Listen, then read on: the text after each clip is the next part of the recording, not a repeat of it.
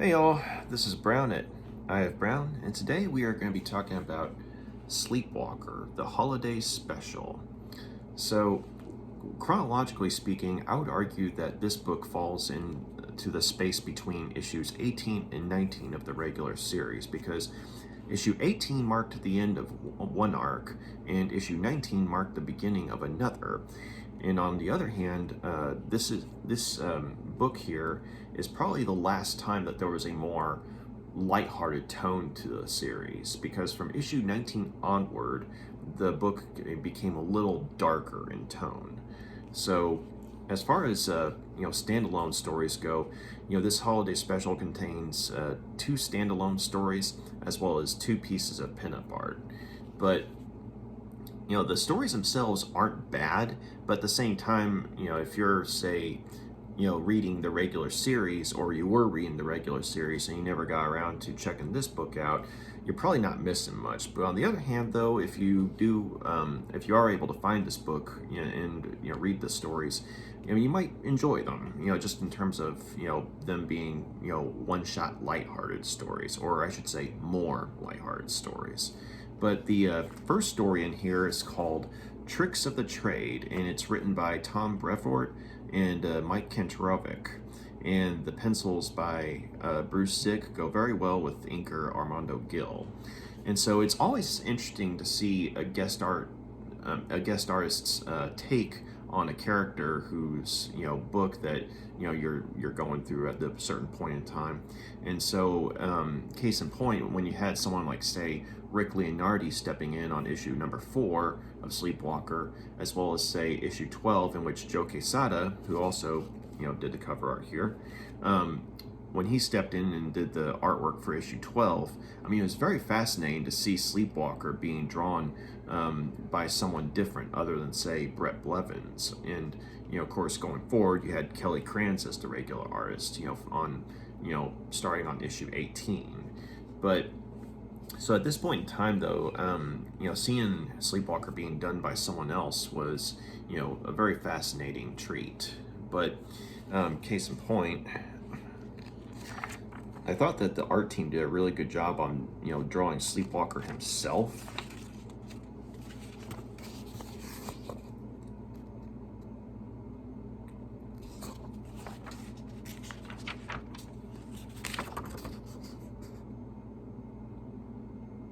And I also appreciate the fact that they drew Sleepwalker in his more skinny form, or a skinny look they had at the start of the series. Because as the series went on, Sleepwalker developed a more muscular look. And I want to say that they actually explain that within the series at some point, but I can't be 100% sure. But so when it came to drawing Sleepwalker, the art team did a good job. But when it came to, say, drawing, I guess you could say, the more mundane elements of, say, like, everyday humans,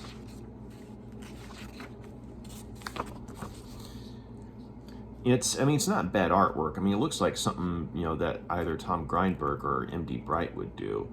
But there's an almost sloppy look to, say, the shading and what have you. Because, it makes it look like, the characters are a little more dirty, I guess. Now, I don't know. But, so, the artwork's, decent enough. It works for the Sleepwalker and the more fantastical elements of the story. Before, the humans, they just, look sort of ho-hum. But the story, though, is basically you have this guy named Harold, who around, Christmas time, he's had, all sorts of bad things happen to him. He's lost his job, he lost his girlfriend, and he's about to be evicted. But he finds this card. At first, he's thinking it's a credit card or something, but basically, it's offering to solve all his problems, and it's labeled Jinn, Gyn. And so next thing he knows, there's an ominous voice talking to him, saying, "Hey, just say these magic words, and do what, and your wish will come true." And so next thing he knows, he's able to use the card to get a ridiculous amount of money from random ATMs, and then he's able to talk with this voice, who turns out to be another dimensional entity, a Jinn. And so the Jinn's basically telling him that if he performs a ceremony using physical items that mean something to him on an emotional level, that he'll be able to bring Mr. Jinn into his reality, and Mr. Jinn will be able to help him to improve his life, or get revenge on those who wronged him. And so what ends up happening is Harold performs this ritual using items of personal significance, and Mr. Jinn comes into reality looking like a rather tall bloke. That's him in his human form, in disguise. But basically, before he and Harold start working together, Mr. Jinn starts to get his bearings in the world, and he's trying to find out, okay, which defenders of this reality are going to be a problem. And he sees that Doctor Strange and Ghost Rider are otherwise occupied, as is the cosmic defender of our dimension, Quasar. But on the other hand, he's able to pick up that Sleepwalker, or a Sleepwalker, is in this realm as well, which confuses him because he knows that Sleepwalkers are a part of the mindscape, and usually the Jinns and Sleepwalkers, they try to avoid each other. And so he detaches a finger, and it becomes a sort of gremlin-like creature, and it pursues Sleepwalker. Like it's able to pick up his trail, and it attacks him. But Sleepwalker is able to use his abilities to defeat the creature, and he's able to pick up on the fact that this Jinn this creature is a minion of a Jinn, and that's when he knows that this dimensional plane's in big trouble. And so he's able to track down Jinn, who's luring Harold into getting revenge on his girlfriend, as well as her current suitor. And so, Harold's starting to have second thoughts, because on one hand, he was grateful for, the money that, he got when he first got Jinn's card. But on the other hand, though, he's seeing all the chaos that's coming about because of, Jinn's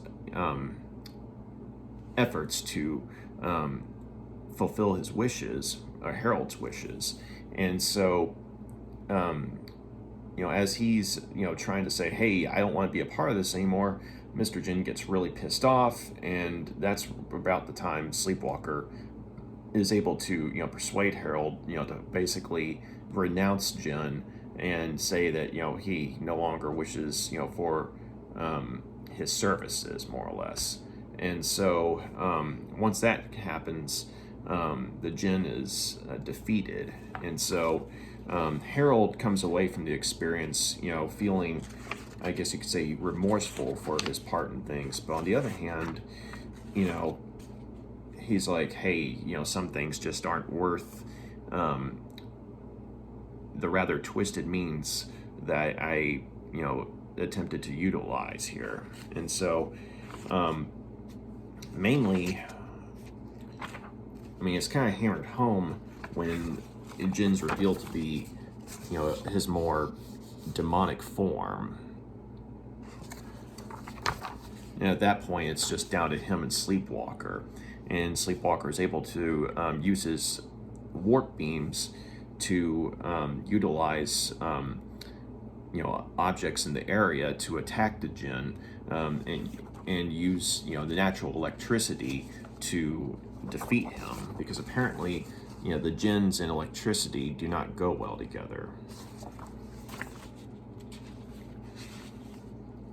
So Jinn is basically, sent back to his realm, and the card that started all this, it's back in Harold's hands.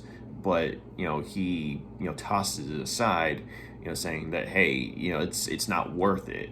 And he tries to think about what he needs to do with his life from then on. But of course, the card falls into someone else's hands who's also down on their luck. So all in all, I mean, it's not a bad story. I would say that in some ways, I mean, it's a perfectly serviceable, fill-in story, for a holiday special. And, and I appreciated in some ways that, it showed that just because it's Christmas time, that doesn't mean, things are looking up for everyone. And so, I appreciate that, that they did, something more in that tone. Because usually if there's a Christmas story, everything's great, everything's fine, even if, say, a couple of issues beforehand, things aren't fine. But Sleepwalker, I mean, he's still at odds with those around him, in the sense that people view him as a monster. But on the other hand, though, he's still trying to do his job and protect people, regardless of what they think of him. But on the other hand, though, I mean, of course, you have poor Harold, who's being hit with all sorts of real life, types of, problems that, definitely, lend a certain amount of sympathy to him, from the reader. But at the same time, I appreciate that, like, while he is going along with Mr. Jinn's plans initially, he sort of comes around and realizes that, hey, it's not worth it, So, I mean, not a bad story. I mean, I wouldn't say it's like one of Sleepwalker's, greatest hits or anything, but it's not a bad story, though. So, I'll go ahead and give, Tricks of the Trade. I'll go ahead and give it, 3 stars out of 5. I mean, it's perfectly serviceable. It's decent.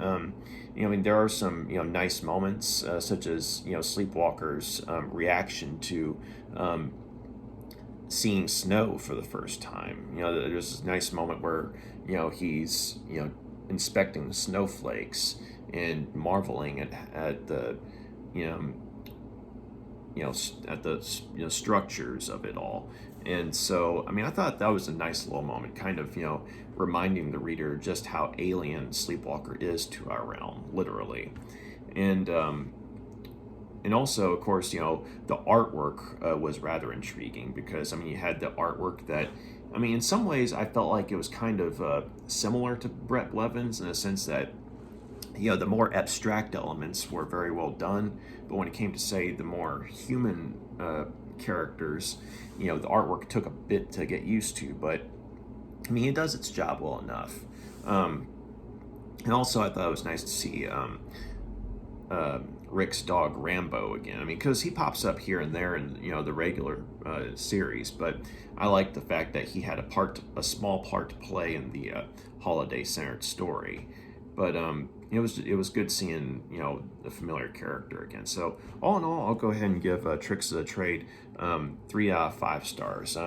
Another thing I liked, I mean, it was a brief moment, but when Jinn's basically trying to get his bearings and find out which protectors of Earth are going to be a problem, that kind of thing. And so seeing Sleepwalker being regarded as enough of a threat by Mr. Jinn, like, say, something that he would find with people like Doctor Strange or Ghost Rider or even Quasar. I mean, it kind of gives you an idea of just how powerful Sleepwalker is, to be regarded as that much of a threat by an other dimensional entity. And so I'm pretty sure that Jinn was a one-shot villain, much like the story itself.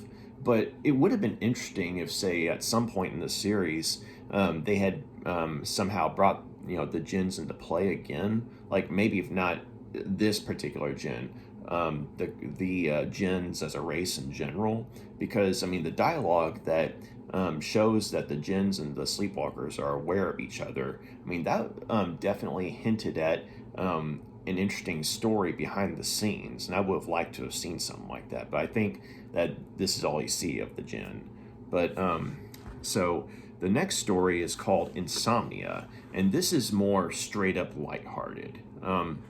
Basically, there's a group of criminals who were robbing a museum, and they shoot one of the guards on duty, and the guy's hurt pretty badly. And at that point in time, Sleepwalker makes his presence known, and he starts to attempt to apprehend the criminals. But right when it's happening, though, Rick Sheridan, who is initially asleep, is woken up because he's having severe stomach problems or gastral problems. And so he's waking up, his stomach's aching, he's burping, he's having to take care of business. And so this happens multiple times throughout the night. And so every time Sleepwalker is able to materialize in our realm and go after these criminals, I mean, he gets that much closer to apprehending them, or using his warp beams to distort all the scenery around them, to where the landscape itself is a weapon against the criminals, like grabbing them and wrapping them up and what have you. But every time he comes this close to taking them to the authorities, he's interrupted because Rick keeps waking up because he's having stomach problems. And so at one point, Sleepwalker, he ends up back in his, he has a moment to himself where he's like, this is getting ridiculous, and so the idea of someone as powerful as Sleepwalker being that exasperated with the situation, I mean, it's a moment that I thought was frankly rather funny. But just basically imagine this guy getting comically pissed off about something like that. But yeah.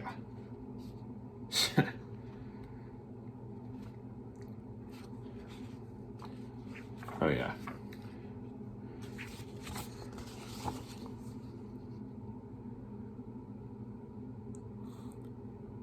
So there he is, basically, vanishing against his will. And as he himself says, this is intolerable. That a bout of gastric distress should thwart my retribution. It is madness, and yet is an obstacle I shall overcome. And so what Sleepwalker ends up doing is, as he's going after the criminals again, who are just as freaked out, going up against him, for, the nth number of times during the night, and he keeps disappearing and keeps coming back. They're freaking out. And so Sleepwalker, as he's disappearing again, he, bluffs them, and he pretends that he's, the ghost of the security guard that they killed, and that the only way he'll stop haunting them is if they turn themselves in. And so it cuts to, Rick waking up again, and it's at a point where he has to get up and get ready for the day and everything. And so he's talking to Rambo, asking how Rambo's doing, how his sleep was. But they got the TV on, and there was a news announcement that a gang of criminals unexpectedly turned themselves into the authorities. But the funny thing is, they were saying that the ghost of a security guard that they killed is the one who told them that they had to turn themselves in. Otherwise, they wouldn't stop being haunted. But the kicker is, as the announcement says in the news, said security guard, it was actually in the hospital making a full recovery. And so, basically, these crooks, they bought Sleepwalker's line completely. And so, I mean, this is more, straight up lighthearted story in the sense that you have, Rick's, tummy troubles, giving Sleepwalker a hard time, keeping him from doing his job. And so, I mean, it's definitely, something that I think, for a one-off comical story, I thought it was pretty funny. But let's see, is it a story that I think a lot of people who are fans of the series are going to come back to? Probably not. But I'll go ahead and give Insomnia probably 2 out of 5. I mean, it's not a bad story or anything like that. In some ways, it's even kind of cute. But at the same time, it's like in some ways it's kind of ridiculous. But at the same time, I can't really fault it too much. Actually, no, I take that back. I'll go ahead and give it 3 out of 5 stars. I mean, just as far as cute, one-shot comical stories go, or I should say funny stories go. I mean, it's done well enough. But you're probably not going to come back to it later on. If you're reading the series, it's probably just going to be poof. You're done with the story as soon as you read it. But on the other hand, though, I definitely want to show y'all a couple of the pieces of artwork that Joe Quesada did for the pinups.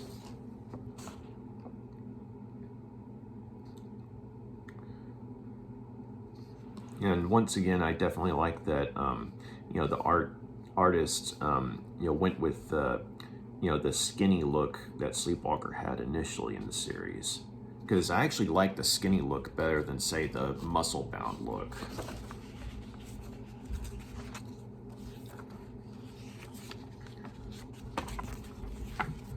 And also, just real quick,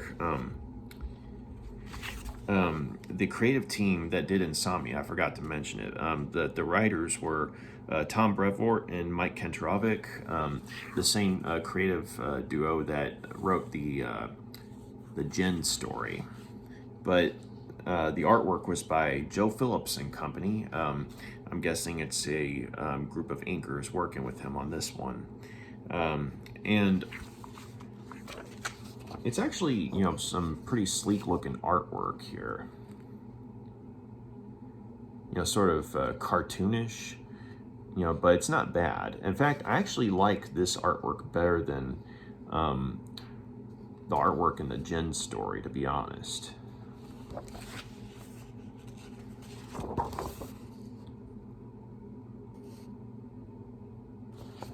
Yeah, so.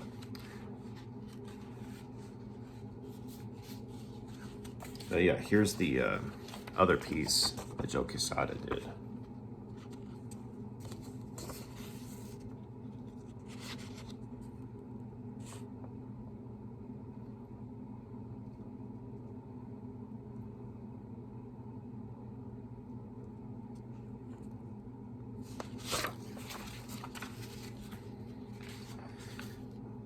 Yeah. Oh, and Hook for Super Nintendo. Never played the game, but I saw it around back in the day. But anyway, though, yeah, so that was Sleepwalker, the holiday special. Not a bad one-shot story. If you're a fan of the series, it's definitely worth picking up.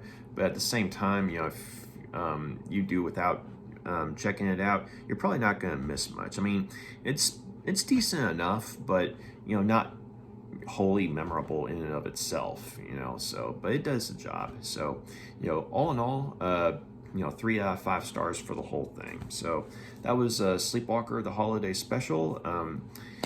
If you got any questions, comments, please drop a line, let me know. If you like what you see here, feel free to like and subscribe. So y'all take care. Bye.